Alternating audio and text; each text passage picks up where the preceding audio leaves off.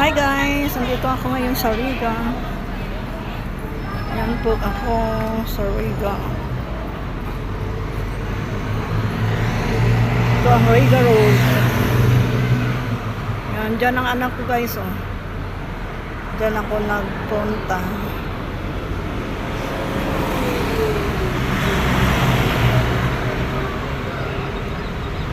Yan ang metro guys.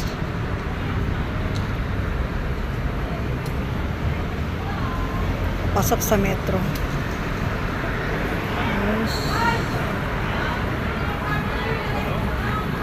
Ito ang Riga guys, Hadera. Ito po ang metro dito, ang metro yan. Ito po. So, punta ako dito sa mga food street. Yan eh.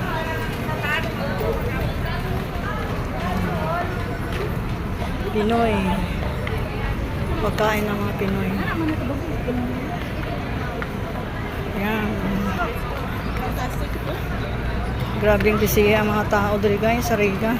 Sobra pa ito ka-busy kayo sa Kalsatwa. No, hindi. Riga Food Street.